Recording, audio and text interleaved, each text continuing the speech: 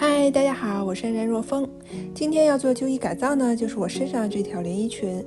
这个裙子我这样穿着，你看着可能觉得还好，好像不改也行，对吧？但是你看一下后面，其实我是把它整个裙子都这样系起来了。放开的话，它其实是这样的，它比我的尺寸大不少，而且它完全没有任何收腰的设计，没有腰线，没有省，什么都没有，就像孕妇裙一样。那今天呢，我就想把这一条完全宽松又大的裙子改成这样的收腰款。那现在就开始今天的改造吧。我之前从来都没有买过纸样，那我不管做衣服还是裙子，所有的版呢全部都是自己打的。前段时间呢，我是看到二手店在卖这样的纸样，那我就淘了一些回来。因为这个纸样如果你买新的话，它原价还是挺贵的，所以我想先拿二手的试一下，看看到底好不好用。那我今天呢就想拿这个纸样，就是这种公主缝线的款，在这基础上呢来做今天的裙子。那先看一下这个纸样吧，我也是第一次用这样的纸样，不知道它到底难不难，容不容易读懂。那我想就是 B 这款，只不过它是上衣，我要给它往下延伸成一个连衣裙。来看一下 B 它是怎么说的。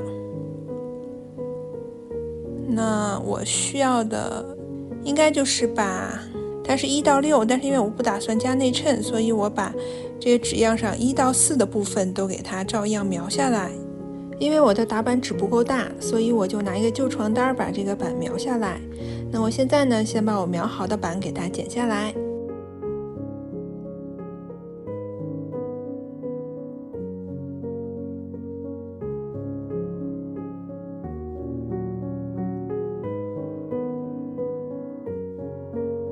因为我买的这个板呢，它的尺寸是比我自己的实际尺寸是要大一点的，那所以我根据它的尺寸裁出来的这个板呢，我要先把它们缝起来，做一个算是草稿，然后在这个基础上呢来做尺寸的调整。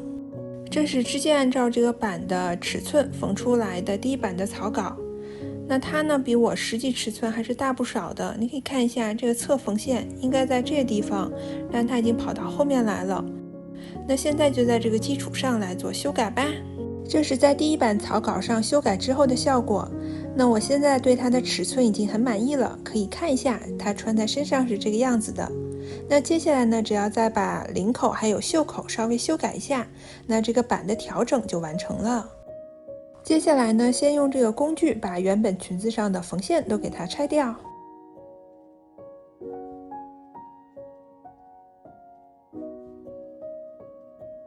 板打好，裙子也拆好，那现在就可以开始来裁布了。裙摆的部分呢，我打算就沿着这个板中间这条线给它这样子裁下去。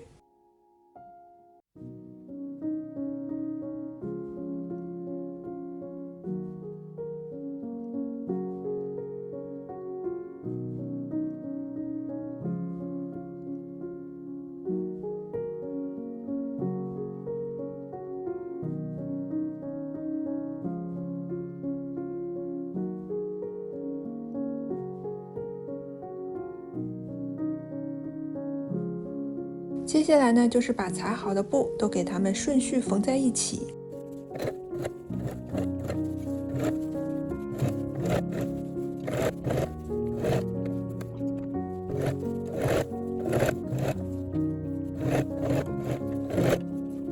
全部缝在一起之后呢，那我把里边这个毛边用包边机给它处理一下。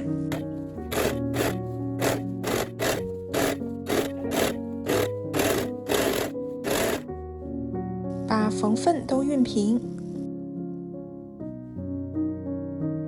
我现在已经把这条裙子全部都缝在一起，然后缝份呢该熨平的熨平了。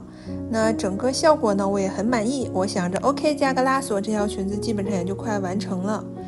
结果呢突然想起来我没有加口袋啊，好吧，没有关系，现在把这部分缝线挑开，那把口袋给它加进来。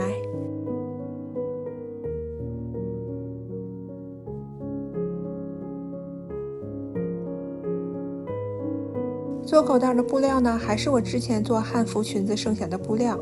那我首先用手呢比在上面，简单的给它打一个板。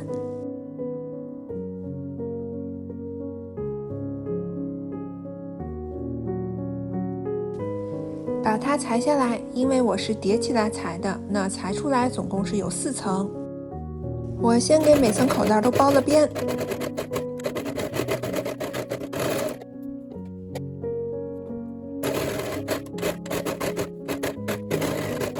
现在呢，把包好边的口袋布给它缝在之前挑开的缝线的旁边，注意的呢是缝在布料的正面。不好意思，我的猫和狗都在捣乱。那另外呢，再拿一片口袋布缝在这个缝缝的另外一侧。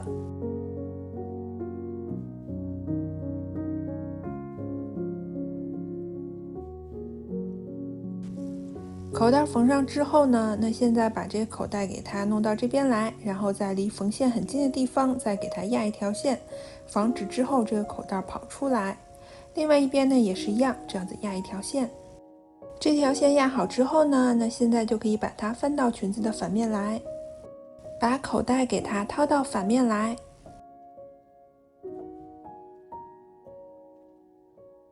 然后把口袋对齐。接下来呢，沿着我手指的这个地方给它们缝起来。口袋缝好是这样的效果。那现在呢，就可以处理袖口了。对袖口的一圈毛边进行包边，然后把它们窝回去缝起来。